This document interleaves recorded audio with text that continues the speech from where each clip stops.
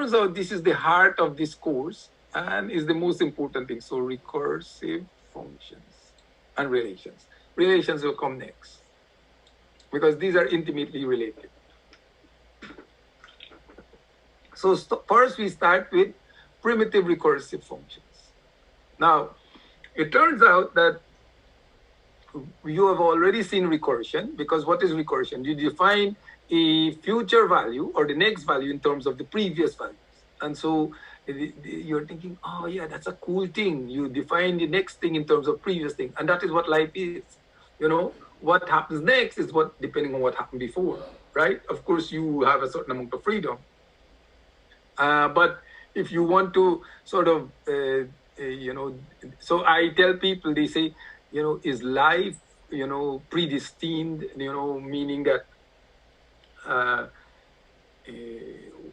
our future is written down and, you know, God writes the future down. And so I said, I don't believe that. Why?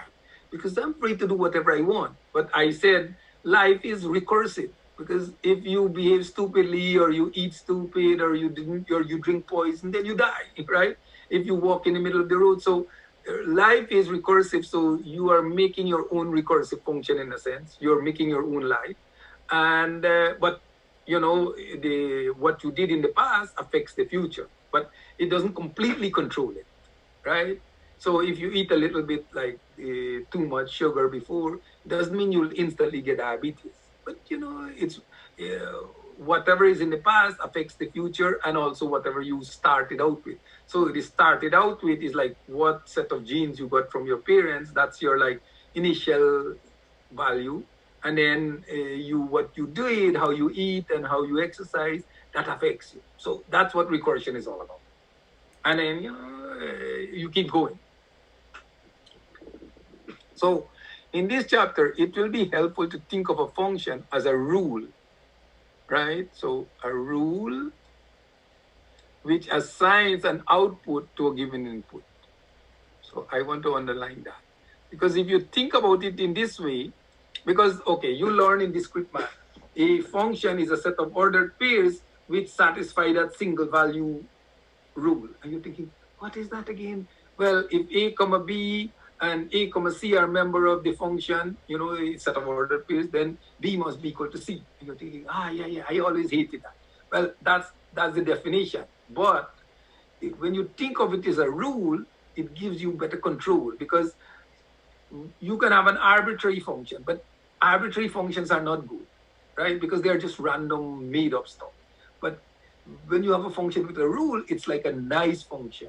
And that's what we're going to study in this thing. Sort of nice function that you could describe nicely, and then they have uses, etc. But if you just take a random function and you just chuck a set of ordered pairs that satisfy that single value rule, then you're thinking, okay, that's a stupid function. What does it do? Nothing, but it exists. Now, the basic idea is to express the output in terms of the input. And then I said, and function is still mathematically a set f of ordered pairs which satisfies this condition. X comma y is member of f, and x comma z member of f implies y equals z. And you're thinking, yeah, that's what you just said. And then an n-ary function, so I would underline this too, n-ary. Mine is bad here. Sorry about that. N-ary function is on n is just a function from n to the n onto n. So you get or a sequence of n things as your input, and then you get one thing as your output. When n is equal to 0, n to the n is a set of zero tuples, which is just lambda. So you're thinking, that lambda is that empty sequence. Yes.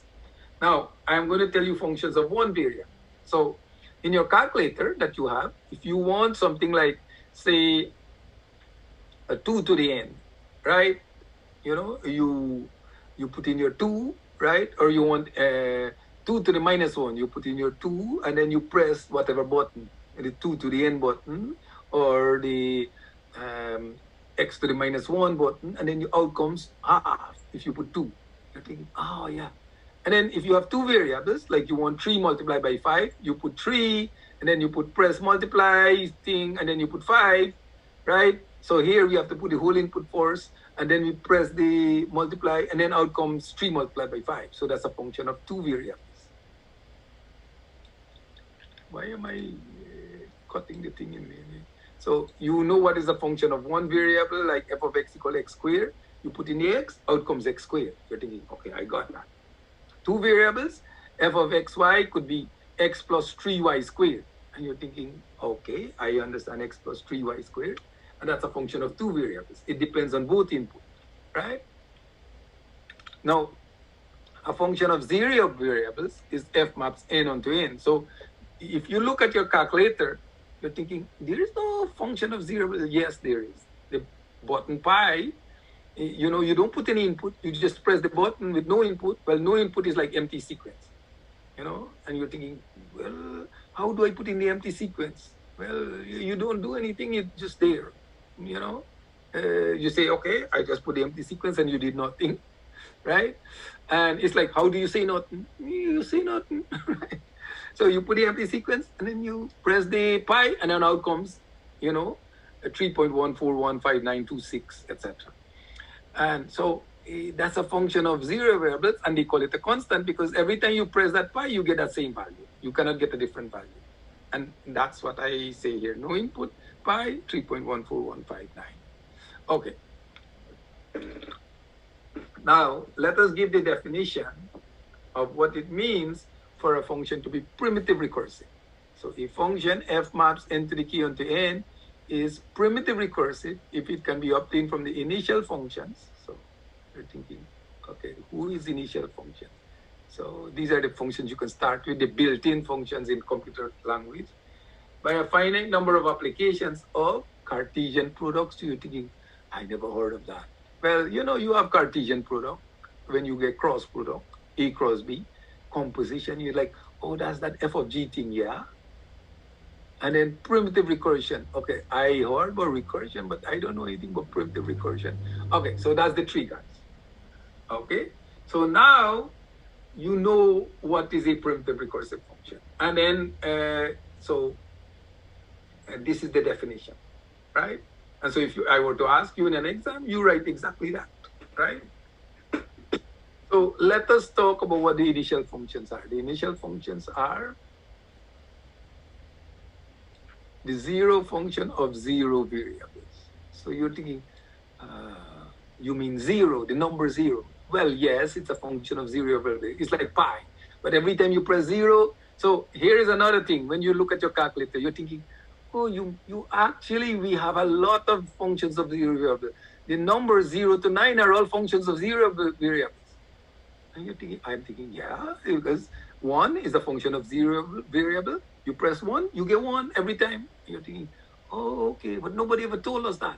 Well, that's because you are not doing a crazy subject like theory of algorithms. And they want to, you know, not make you get scared of the calculator. So you get the constant 0 or whatever. That's how I like to call it, the constant 0. Then the zero function of one variable, you put something in and it produces 0. So it's like reinitialize. You're thinking, okay, I got that, zero function. Then successor function, you put something, it gives you the next value. So you put in 6, it gives you 7. Put in 10, 20, it gives you 21. Like, okay, I got that. And then the projective functions. Now, this is the strangest of all. So you're thinking, okay, I don't know what you mean there. Well, the projective function is you have n input and you want to pick out the kth input. So I give you 7 things and I say pick out the third thing. So that will be I3, 7. So I'm thinking, okay, so you say, why didn't you guys call it the picking out function? Well, I could, but everybody calls it projective, the book and every other book. So I said projective. And then there's another projective function. I give you n things and they don't usually put this one. And you don't pick any out. You just take none. So you're thinking, you could do that? Yeah. If I give you n things, you can take all n things as your input. Or you could take one of them, right? Or you could take none of them. So you're thinking, okay. Can I take 2 of them? Well, they haven't allowed you to take 2 of them, but there is a way we can take 2 of them. That's the next thing that we'll come up with. That's the Cartesian product.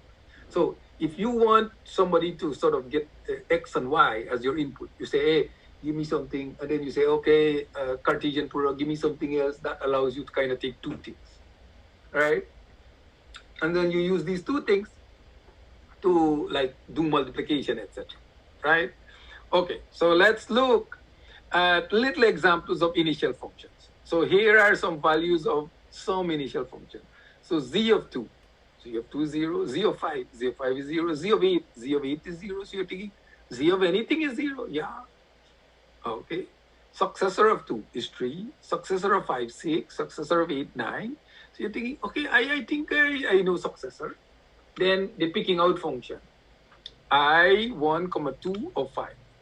So remember, this here is 1 and this is 2. First thing and second thing. So you're thinking, oh, okay. So which one did you want? I want the first one. So you say, okay, that's I1, 2. Then I2, 3 of 3, 4, 4, 5. You say, wait, which one did you want? This is 1, this is 2, and this is 3. So you want the second one. And the second one is 4, so that's why you go 4, and this is why you go 5. So you're thinking, okay, I get it. And then you're thinking, here is a stupid function. You're like, Professor, do you have to say I1, 1? You know, I give you one thing, just, no, you have to say, you give me one thing, I want to give it a name, that's the identity function, but we don't call it identity. We want to put it in this group here, and we say, you give me one thing, and I pick out the one thing. I pick out one thing out of 1, right? You give me 2 things, I pick out the 6, so this is, you pick the 6 out, because there's a 2 there. Sorry, not that 2, that's the wrong 2. The ones that tell you who you pick out is in front. And the second thing tells you how many input there is. Right? And later on when we write program, we got to make sure that everything is right. Now, if you give me 2 things, 3 and 4, and I said, I want the 0th term. So you're thinking, but there is no 0th term. Well, that's why, 1 and 2 here. If you wanted the first 3, you wanted the second 4, but you want non-lambda, empty string. The same thing, 0, 1 of 7. You give me one thing 7, I want 0 of the lambda. So you're thinking, okay, I got that. Now, what is this Cartesian product? The Cartesian product is basically a way of, as I said, you can pick out and then you can add, linking the input. You're thinking, what are you talking about? Okay, if you give me n things, I can pick out 1 out of them. And then if you want 3 out of them, well, I have to keep adding. Pick out 1, pick out 1, pick out 1, and then add them up together. So the Cartesian product from G maps n to the n key, n to the n to n to the key, and H maps n to the n to the n to the m, be functions. And the Cartesian product of these two is the function that you get this output, you join it up with that output. So you basically are saying, oh, you give me a sequence of k things, and you give me a sequence of m things, I get an output. Yes, and so this is k things, because you go to n to the k, and this is m things. So you end up getting a sequence of k plus m things. And you're thinking, oh, so you didn't do it one step by one step, you did it a big bunch at a big bunch. Yeah, because we are sophisticated now. Because all the dirty work was done by the G and the H. It's like they produce something and I just join whatever they produce. And then I can keep repeatedly join. If I have G, H, say G, H, and Z or whatever, some third function, I can add the tree or whatever and get a sequence of 3 things, right? But the one thing I want to impress is that if you notice, all the guys must have the same input. And we call it like a vector X, and we abbreviate this as X1 to Xn. Now you're thinking, well, Professor, we were doing machines and your stupid grammar and your stupid regular expression and your Turing machines and your NFE and DFE. This has not got anything to do with that. Yes, that is true. This is more like regular mathematics, except that, it's the foundation. So you're thinking, okay, I think I might like this. Okay, good. So let us look at an example of what is happening here. Suppose I said let f is equal to x, and then this upside down arrow. So this is like red wedge, So the name of this guy is WEDGE, or you could say join or whatever, but we call it the wedge product or cross product. And we could put X as cross, but why didn't I put X? Because there's a lot of X floating around, right? And so how do you know what is the difference between X and cross product? And we put this upside down V because it's like concatenation kind of, right? So you're thinking, okay. So F gets one input, right? But it produces two output because you do whatever S is, then you do whatever I11 is, and then you think. So if F you put in X, F produces S of X, and it also produces X. So it produces X plus 1 comma X. And you're thinking, okay. I see what you're doing with this, Cartesian product. But I don't like that you don't use the multiplication sign. Well, as I told you, my X and the book's X and everybody's X is too close to that A cross B. You have something like A, and you have something like B, and then they put, what do they put? A cross B. Right? And then everybody's like used to that. But if you see A and B, because you did discrete math, you're thinking, oh, no, that's not AXB. But, if you don't know mathematics, you're thinking, what in the world is that? What does AXB mean? But it is A cross product B, right? And I wish everybody would use this, and then there will be no confusion. But, when I teach discrete math or I teach other courses, I have to use cross product. But here I can't because there's just too many X's. Now, the last guy is composition. Now, you know composition as f of g. You're thinking, what does f of g mean? Do g first and then do the f, right? Now, we are going to do more sophisticated composition because we are not dealing with functions of one variable. We are dealing with functions of many variables, but they have to be compatible. So let h1 to hk be like these guys here. And their input is n to the n, and their output is a single natural number. And by the way, all our things are natural numbers. We are not going to consider rational and real numbers because those are too complicated for us.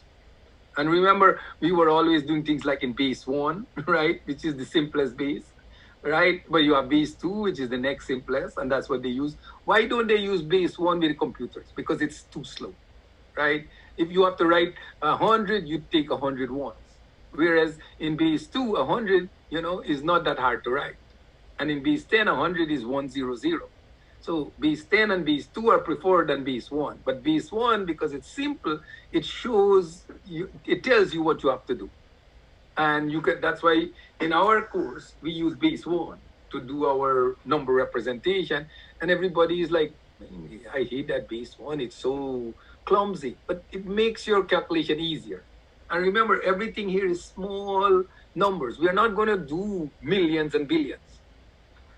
Now, that h1 to hk maps n to the n onto n, and g maps n to the k onto n be functions. Then we can define a new function by putting f of n to the n onto n by doing this, f of x. Remember, this is the vector. Because I couldn't put h of x onto xn, it's going to fill up the line. h1 of x, h2 of x, hk of x. So you're thinking, oh yeah, these are k guys. Each one of them can take that input. And then I get k output. And these k output you feed into g. And g accepts these k things. And number 1, number 2, number k. And he's like, oh, okay. And then this function is said to be obtained from g and h1 to ek by composition. And we write g is equal to f is equal to g composed with a little circle, h1 and h2 and wedge thing hn. So you're thinking, what do you mean by that? Well, the idea is that, when these guys operate on x, they will produce, Santa Maria. I apologize for this. Man, how come I am so crazy? This has to be KHK, right? You see, that's what you call old age. All right. Because it's H1 to HK. And so when you do this cross product of these guys here, you're thinking, okay, this will give me a K output, and then the G will give me one output because G is mapping into the K onto N, and then that's there. And you're thinking, okay, now I want you to look carefully at this. Here, there is no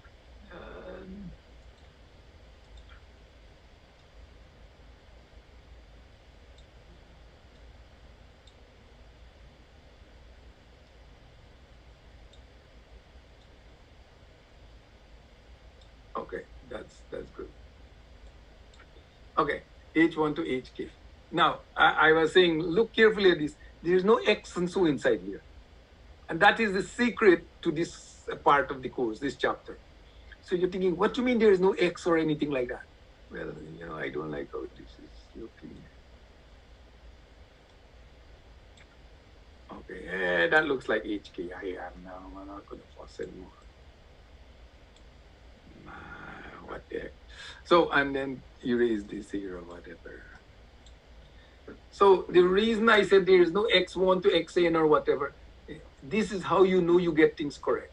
You're thinking, oh, these functions are modular. You just paste these functions together, then you paste the G, and then you get the F, and there is no, you're not talking anything about input. The input is implicit, you know, and this is when you know you got right, because the moment you start putting the X's and whatever, you will get confused, and I will show you in the example. So let us look at a specific example. Let G maps n cube onto n be defined by G of x, y, z is 2x plus 3y plus z squared. Also let Hi be, H1 is the sum, H2 is the product, and H3 is the difference. So you're thinking, okay. And by the way, I should put a dot here or whatever. Yeah, there is a dot. Because we don't have minus in number theory, we have something called monas. So the dot didn't, you know, monas. Right? Then, if you say F is equal to G composed with H1 and H2 and H3, now here is the problem. Here's a little circle, and that's composition. I guess most of you who did discrete math, you know that is not zero. So thank God for that. And then you're thinking, oh, wait, isn't this and from your propositional logic? Well, no, it's supposed to be higher, right? Because it's supposed to be like, you know, that carry sign that is like over your keyboard is 6. It's supposed to be like that. So and is, you know, but we are not going to use and in this thing because we're not using logic here. So we put it there because if we put it higher, it gets confusing. And so you're thinking, okay, what is this F if it's G composed of H1 and H2 and H3? And then you're thinking, okay, you do the G of, you do the H1, H2, H3, and then this has the minus. Minus there, okay. Just clear it. I need a minus, good minus. Monos. And why is this guy not listening to me?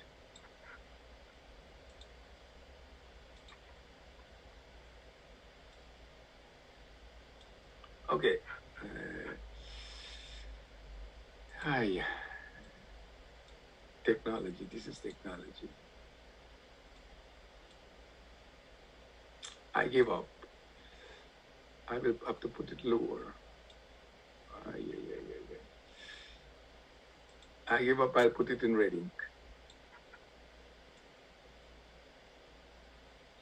Hey, what happened here? I don't know. Okay, put this here and put this there. There is a minus sign here. And then, and then there is a dot over it. And then there is this X, and then that's a 2 there. And then there is a thing like this, and then it's squared. Okay. So I take the X1 plus X2, that's this, 2 into that, that's the first. You got to think of first input, second input. So let's go back to red, right? Then I take the other guy, 3y. What is y? Y is the product. So 3x1, x2, because these are your input, x1, x2. And then the last guy is x1 minus x2, and then I take that squared. And so you're thinking, oh, okay. Now the reason why I put that dot over the minus sign is because if you say something like 5 minus 3, that's 2. But what about 3 minus 5? That is not defined. But when we do monos, we say 3 minus 5 is 0. And you're thinking, can you do that? Yes, that's how it's defined. And that's why you put a dot to say this is not your regular minus. We don't want to produce negative numbers, right? That's the whole point of that. Now, let's go and get another example. So, example 3 tells you what composition is, right? F is the function obtained by composing G and H and all of these guys. Okay, so you got that. And now the last thing is let G maps n to the n and H maps n to the n plus 2 be functions. Then we can define a new function by putting f of x on 0 is equal to g of x, and f of x and s of y be equal to h, x, y, f of x, comma y. So you're thinking, what is going on here? This is the definition of primitive recursion. Okay, so what does primitive recursion mean? Okay, you're defining, okay, here x, these are called parameters, but you're defining a function of n plus 1 variables. So the recursion is done on the y. And the x is like, you know, like a parameter. It's not changing. So you say how you start. F of x comma 0 is g of x. So that's when you start. Then f of x comma the next value of y plus 1, you define it in terms of the x, the parameters. You define it of the y, the variable in which you're doing the recursion. And then you divide it in terms of f of xy, which is the previous input, output, previous output. So you're thinking, okay. So you're defining the next value in terms of the parameters, in terms of your variable y, and in terms of your previous output. And now remember, this y is a variable, the x is also a variable, but it's what you call a parameter because it doesn't come, it is not changing, right? It is like fixed. And who is changing? The y is changing. The y is starting at 0, then the y is going to 1, 2, 3, and then you define f of x, y plus 1. So this is basically y plus 1. But I didn't want to put plus 1 because you're thinking, what does plus mean? We haven't defined plus. But in terms of layman's language, you're like, oh, that's the next value. That's y plus 1. So you're defining f of y plus 1 in terms of f of y, and the x is still there and the x is still there. Okay, so let's do an example. So example 4. Let us say g maps n onto n be defined by g of x as identity. So you're thinking, okay. And h maps n cubed by h of x1, x2, x3 is equal to 2 of the first one plus the second one plus the third one. So you're thinking, but you didn't include x1. That's okay. Now, if f is equal to the function obtained by primitive recursion on g and h, then what is f of n squared mapping onto n? And you're thinking, okay. According to our definition here, f of x on 0. So how many variables does f have? 2. Because the x here is 1, just x alone, and then the y. So it's x comma y, but we don't say y. So you put f of x comma 0, and x is the parameter, and this is equal to g of x, which is x. So you're thinking, okay, I accept that.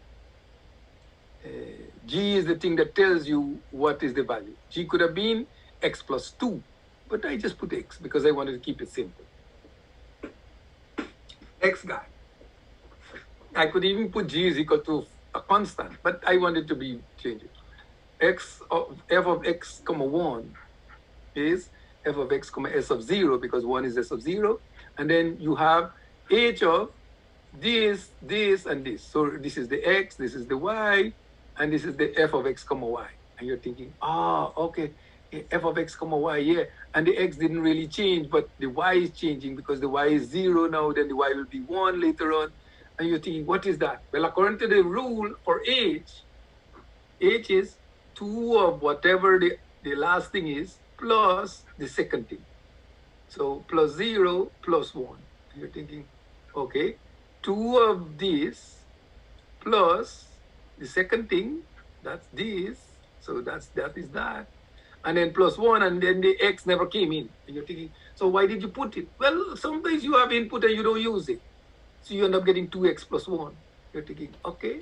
And then f of x comma 2, you end up using the same rule. You're getting this. 4x, plus 4. And you're thinking, okay, f of x comma 3, you end up getting 8x plus 11. And now you can see a pattern. You're thinking, okay, what is this pattern I see? In general, you see this, you're like 2, 4, 8, 16. You're thinking, okay, that's 2 to the y. Because whatever the y is, I get 2 there. And then whatever the x is, I multiply it, right? Because the x is not changing. And then where do you get this 26 from, right? You're thinking, okay, I don't know about it's 26, but if you think about it hard enough, right? It's not easy because this is the recursive definition. If somebody gives you a recursive definition and then you come up with something, we had like 18, 19 students, but some of them ran away. We were down to 16. So I guess that's okay. So how did I come up with this 26? So you're thinking 26, 11, and 4, and 1, but the 2, 4, 8, 16, that was easy. So that's how you got that. You could see a pattern. And then you could not see this easily, but that's because life is complicated. But when you take, like, say this, 2 to the 5, 32 minus, this is 4, minus 6 is 4 plus 2 is 26. You're thinking, okay, it works there. And then here, 2 to the y plus 1, y is 3, that's 2 to the 4, that's 16, minus 4, in this case 3, y is 3, 3 plus 2, 16 minus 5, 11. So you're thinking, yeah, it's working. Well, Professor, how did you come up with this crazy formula? Well, it's not easy. And thank God I'm not asking you in the exam, right? To kind of give me the explicit definition, because sometimes there is no explicit definition. That's why you use recursion. But in this case, we are lucky because I made it up so that it'll come out nice, right? And then you can see, but I didn't come out completely nice. Deliberately, I made it a little bit ugly so you can see how complicated it can get. This was easy, this was not easy. And then, it turns out that if I give you a recursive definition, sometimes you can't come up with a nice formula like this for it. But anyway, that's so much for that. Now, the next example is if you let g equal to the constant 1 and h of x1, comma x2 is equal to 2x1 plus x2, then you can ask, what is the function obtained by prec, p means primitive, rec means recursion, of g comma h. So you're thinking, okay, we will get this function. You start with f of 0 and you say you get g. You're thinking, but that is a funny g. It's a constant 1. Yeah, it's okay. F of 0 is 1. Then f of 1 is 2 times the previous output plus 1. F of 1 is 3. F of 2 is 2 times the 3 plus 1, 7. F of 3, 2 times the 7 plus 1, 15. And you're thinking, okay, I think I know where this is going. F of 4 will be 2 times 15 plus 1. And you're thinking, I think f of y is 2 to the y plus 1 minus 1. And that is indeed correct. And so you're thinking, Professor, shouldn't you put a dot here or whatever? Well, I know 1 is always less than that. So I don't need to, because I'm just giving you the answer in terms of, the input and in ordinary mathematics. But if I were to use things from, if I were to use things from when I'm doing programming, like in this language, I got to use monos, because monos, could cause trouble. Like if you have 0 minus 1, that is minus 1, that is not defined. But 0 minus 1 is 0. So, but we are not doing that because you won't get into trouble here. So if you want, you could put your dot here. Nobody's going to stop you from putting a dot, right? But I didn't still define monos yet, but I will define it later. And I give you another example, right? This other example was 2 to the y plus 1 minus 1. Again, I give you more example to show you how I here, look at this one here. This one, I put h is 2x plus 1 and g is the constant 1, right? And h is 2x2 plus 1. Here, I barely change it. G is still 1 and h of x1 is 2x2 plus x1. So what is the difference? This was 2x2 plus 1.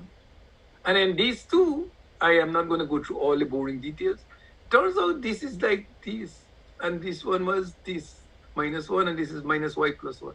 So you're thinking, oh, a slight change by putting x1 here makes change here.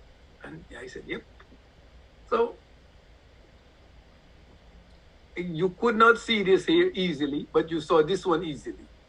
And again, that's a problem. So you're thinking, Professor, you're right. 1, 2, 5, 12, 27, 58, 125, 121, I didn't know. But these guys here, I can see, 1, 3, 7, 15, 33, 1. Those are 32 minus 1, 16 minus 1, 8 minus 1, 4 minus 1. I can see this. So this is easy. But this is not easy, right? Okay. So that is primitive recursive function for you. Now, here is the interesting part. It is one thing for somebody to write a program and give it to you and say, hey, this is my program, find out what it does. That is not called programming. That is called, what do you call it? I mean, people are running away. I guess I'm boring, sorry, but I'm trying my best. Sorry about that. People are running away. I am seeing them running away, but I don't know who, but whatever it is. So, if somebody gives you a program and then they said, hey, I want to know what this program is doing, right? Then you figure it out. But then what is programming? Somebody gives you a problem and I said, I want you to compute this to write the program for it. Then you're thinking, oh, okay. So what is this? It says demonstrating that certain functions are primitive recursive. What it means is that you give me your function, right? And I have to come up with a program for it. So that's why it's called programming. You're thinking, okay, but this is a funny kind of programming. I like my programming, whether it be in C or C++ or whatever. Those are easy. No, those are not easy also, but you have been used to it and you have been spending your life on it, so you're thinking it's easy. But you show a guy in the street, the guy is like, oh, this is all Greek to me. I mean, whenever something is strange in English, we say this is all Greek to me. So I asked Professor Kafkoulis, I said, yeah, if something is complicated in Greece, what do you guys say? You can't say this is all Greek to me, right? Because you are Greek, right? So Greek is considered difficult in English. And so we say this is all Greek to me. And then, Professor Kafkoulis gave a beautiful answer. He said, no, we don't say this is all Greek to me. He said, we say this is all Chinese. And I'm thinking, Santa Maria de la Caridad, you're right. When you look at Chinese, then you're like, oh my God, praise the Lord, we are not doing Chinese, right? But Chinese is one of the, if you have to write in Chinese, you have like 10,000 characters. So just to be able to write, you're in trouble. So let's be happy with our 26 letters of the English alphabet. I am now going to say demonstrating that certain functions are primitive recursive.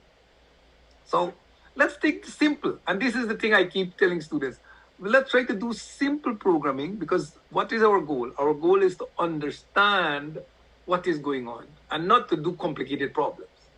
So in this course, you will notice nothing is very, very complicated. It's just like simple things, but you got to dot your I's and cross your T's and know what is going on.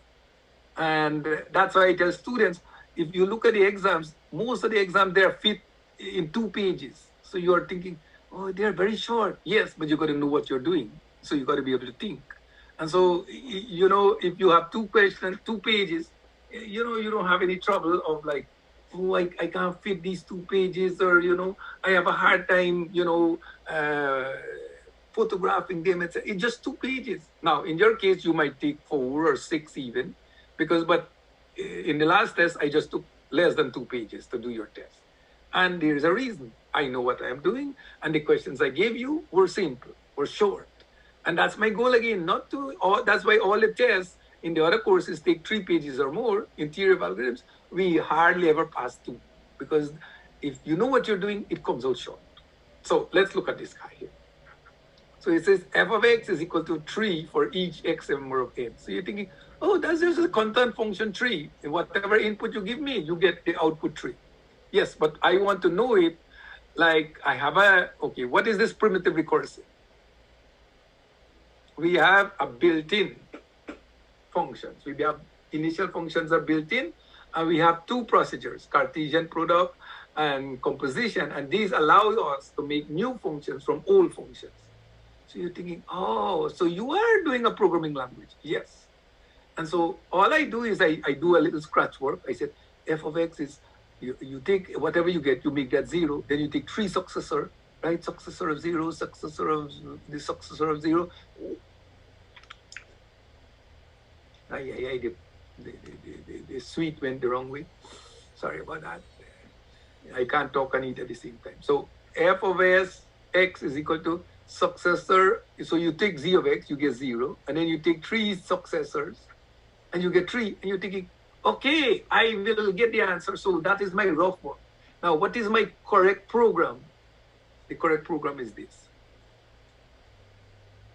So you say, pick this thing z, that's an initial function, then take 3 successors of it, like that, and then whatever this thing is, that's a function, and that's an f. There is no x and so on. This is the secret. There is no x here. So you're thinking, but you just put x here. Okay, yes, I put x here because I was trying to get a rough idea of what to do. But here, this is telling you, you put the input, this z will make the input 0, this next x will make it 1, the second x will make it 2, and the third x will make it 3, and then you got your 3, and then that's your f. You're thinking, oh, so that's a program for f. Yes, and that's why this is called that's why we call this programming, and we say it's for computer science. And you're thinking, but I hate this programming because it's difficult. No, it's easy if you understand.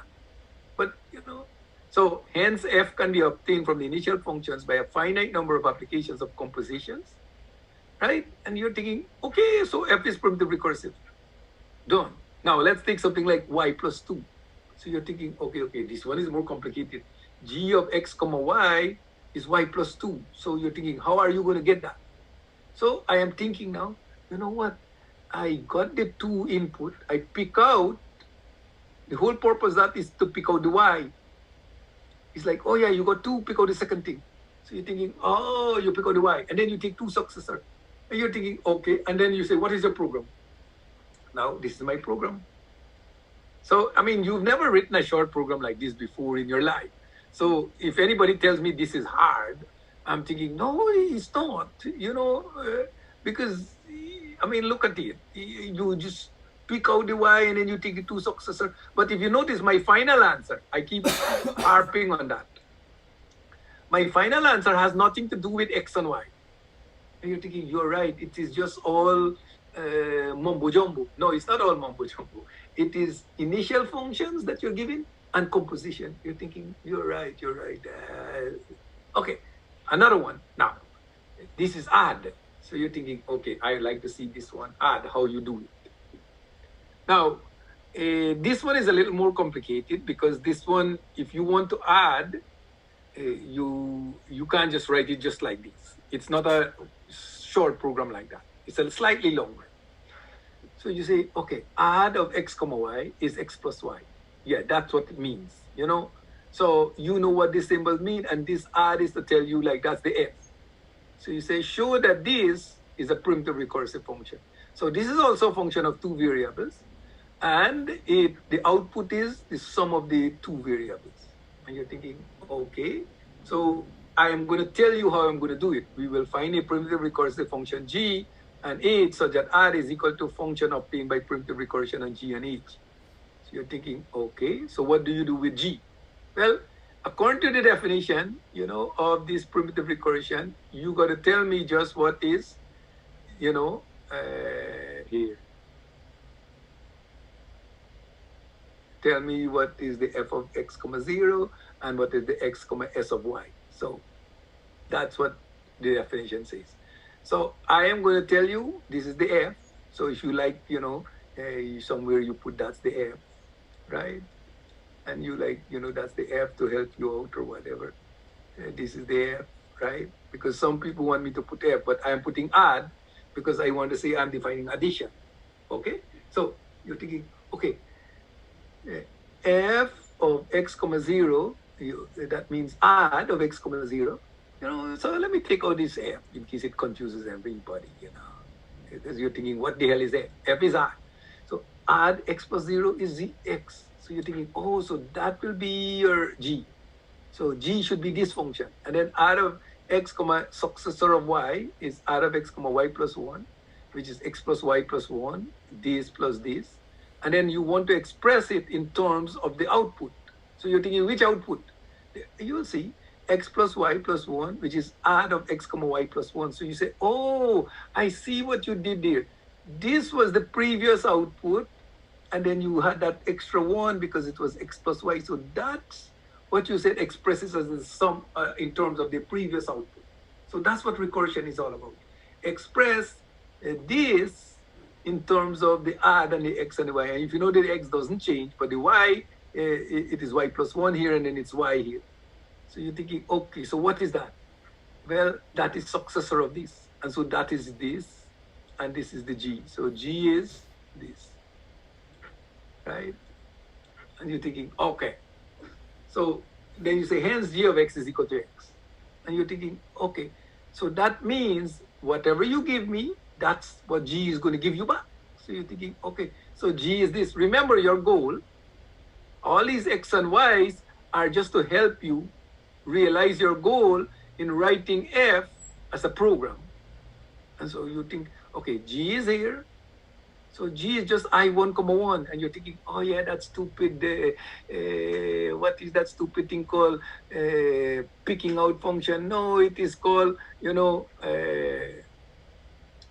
call it, projective function. Okay, whatever, projective. But that's what G is. And you said, but Professor, why didn't you call it identity? No, well, because we want to have a whole class, I, n, comma, k. You get n things and you pick out the kth one. You're thinking, okay. So that's your G. Now, I'm losing people. What can I do? I am trying my best. Then h of x, comma, y, comma, add of xy. So this is the previous, this thing here, this is h, is equal to successor of add an xy. That's that. So h is just successor of I, 3, comma 3. So you're thinking, oh, okay. So you basically have to find the G and the H. And you know what the H is supposed to be and what the G is supposed to do. So G is supposed to be X, so you put G is equal to this. H is supposed to take one more than out of X, comma Y. So you say, okay, pick out the third thing. So you're thinking, where do you get third thing from? Okay, H has got 3 input. 1 input, right? 2 input, third input. So take out the third thing and then take the successor. And so then now you can say add is function obtained by primitive.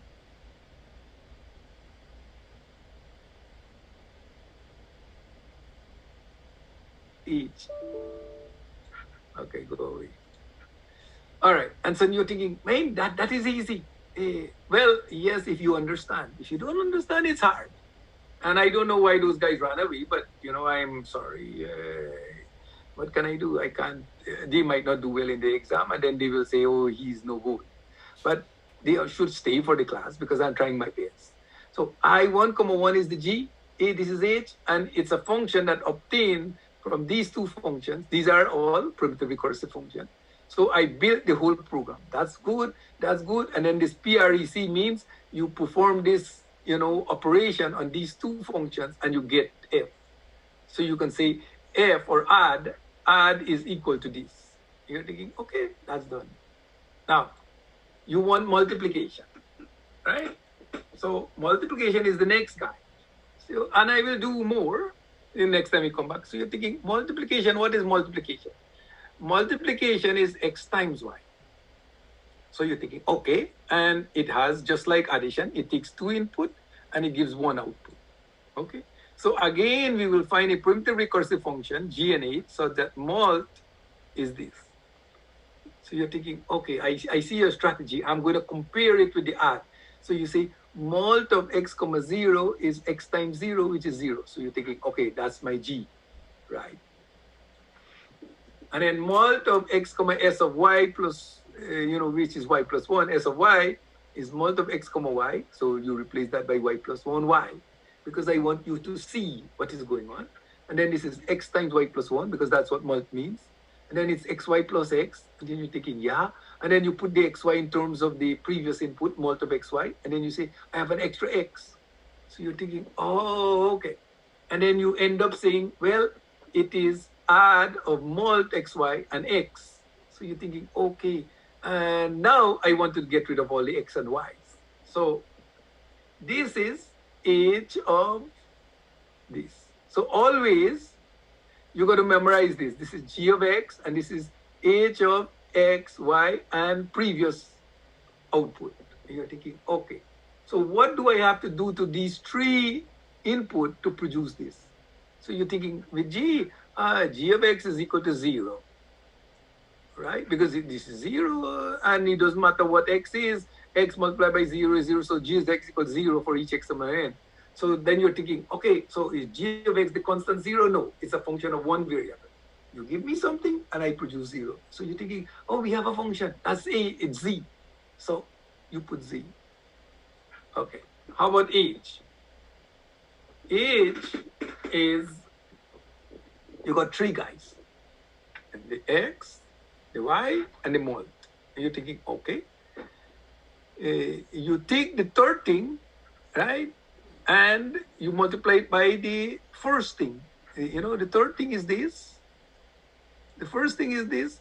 So you say h is equal to add, and then you say, this is always coming into the h. So you take the third thing, which is I3, 3, and the first thing, which is 1, 3. So there is no x and y in your h now, because this is just h. And you say, okay, hence mult is equal to the function obtained by primitive recursion on g and h. And then you just put PREC z, and then you put this, because this is the h. And then you're thinking, I am done. No, you're not done. Why? Because add is not a initial function. But then this is the thing what you do in program, and this is the best part that I like. You just take the whole part of the add that we got here, right? And you chuck it in. So you chuck it in right here. And you see how you have that thing there? You have that same thing here, and whatever follows, follows. You're thinking, oh, you mean you just paste it inside, yeah. And then you're thinking, okay, the h is good, and, therefore the mult, mult is equal to a longer program, and therefore it's primitive recursive. And when you look at this longer program, you see function obtained by primitive recursion on this, and then this operating on this, and you're thinking, oh, this is like what you call it, the double, loop. You have a loop in a loop. Yeah, recursion is a loop, and so you have a loop. So you have been used to like do I equal 1 to n, or while I is, while some condition holds, and you have a loop. Then inside that loop, you can have another loop. Excuse me. So you're thinking, okay, I got it. Now, let us do our good function. 2 more to go. If you can do both, then that would be nice. Our function pred. So you're thinking predecessor of 0 is 0, and predecessor of anything is 1 less than the thing. And there is a reason why you call it predecessor. But because we don't have any number before 0, you say predecessor of 0 is 0. So you're thinking, okay, predecessor is an easy function. So again, how do we do predecessor? So we say we will find primitive recursive function g and h such that pred is equal to function obtained by primitive recursion on g and h. So if you notice, it's the same thing I'm doing over and over, right? But I am just changing the thing. So the pred. So pred of 0 is equal to 0, and that's your g. So you're thinking, okay, I got my g. Pred of successor y is equal to successor of y minus 1, because that's what pred is. You take 1 and you subtract it from the number if the number is greater than 0, and then you get y. And that is my h. Now, h is operating on y and predecessor of y, and you're thinking, well, Professor, what about the x? There is no x. And you're thinking, oh, you're right. this is a function, you're defining a function of one variable, and so there is no x, there is no parameter x, but there is y, and so g is equal to the constant 0. You're thinking, g is that? Yeah, and there's no g of x. G is just constant, function of 0 variable. H of this is equal to y. So you're thinking, okay, so what does that make h? H is like, you just pick out the first thing, 1 out of the 2, and ignore this. You're thinking, but can you do that? Yes. And then you say pred is equal to the function obtained by primitive recursion on g and h, and then you like, just plug in what g and h is, and you got your answer. You're thinking, oh my God, this is easier. Pred is easier than add, because add was this. Add was I11 and successor of I33. This is even easier because this is just 0 and I12. Yeah, and that's that. Now, last guy, 6 minutes for the last guy, right? Monos. Now, what is monos? Monos is that thing that I call you with a dot, the minus with the dot, because we don't want to get negative numbers. So you say x, monos of x comma y is x minus y if x is greater than or equal to y, so then you get a natural number. But if x is less than y, I just put 0, because I don't want to get negative numbers. And you're thinking, okay, why don't you want to deal with negative numbers? Because this is a course in which we try to do the easy things, and we are only dealing from functions from natural numbers to natural numbers. We are not talking about negative numbers. And we are trying to make life easy, because we are, you know, if you start talking about floating point arithmetic, it gets more complicated. But you're thinking, I know those things. Well, that's because you have built-in higher level program. But we don't have any built-in program here. Only built-in program are these primitive initial functions and this composition and this Cartesian product. And so we don't have anything good. So you're thinking, okay, I understand. So we usually write x minus y for monos of x comma y. Just like how you write add of x comma y is x plus y, we write it as x monos. So again, you're probably getting tired now. You're like, Professor, I'm tired of saying we will show that monos, but this is how the exams will come. We will show that monos is PREC of g comma h, where g and h are primitive recursive functions, right? Now, monos of x comma 0. X monos 0 is x. So you're thinking, okay, that's my g of x. Okay, good. And then monos of x comma s of y is x monos s of y. And then you're thinking, that's x minus y plus 1. And then you're thinking, okay, I want to write this in terms of the previous output. The previous output was x minus y. So you said, oh, I want to get a predecessor of that, because this will be x minus y minus 1. So you're thinking, okay, so I'll just put predecessor of this. And that's my h of x comma y, comma minus of xy. And then you ask, what is g of x? Your g of x is just x. And your h of x comma y is, you know, this is a comma, and this is a comma, right? And put it nice, comma. This is the three things. So you got back your x, you know, but if with predecessor, you didn't have an x. So you're like, oh, this is so, and then you're like, okay, I want predecessor of monos of x comma y. And so you're thinking, so what does that make h? Well, it makes h, you're just taking this and you're applying predecessor of the third thing. So the g is x. So g is I1, 1. And h is predecessor of the third thing, because this is the third thing here. And then you're like, okay, I am done. No, you're not done. You have to put the y1, 1 back. And then instead of putting pred, you got to put the whole program for pred. And then you put that there. And this is the whole program for pred. You're saying, wait, you are right. The whole program for pred is that. So you are taking this and literally putting it there. Yes. You're thinking, and so monos is this. Now, there's another function called switch, and I won't do it today because it's 3:13. But switch is like you're switching the input x and y. And I will do that next time. But I mean, in fact, I can do it quickly because it's just one line, right? So what is switch? Switch is you pick out, is the second thing. You pick out the first thing, and then you're thinking, I want to join that up. And that's what Cartesian Product is you take the second thing, and then you take the fourth thing, and you give that as output. So you're like, oh, that produces y, that produces x, and this is short. And the next, number 9, I will do next time. But I don't want to do more, But I give you 8 examples, and in the exams, when you look at them, you can see how things will go. Always you say, we will show this for f is PREC of g comma h, and then you find the g and h. So you're thinking, hey, it's not so bad. I think I can do it. But that's why you do 5 exams again. And so you can do 5 questions out of the 6 now.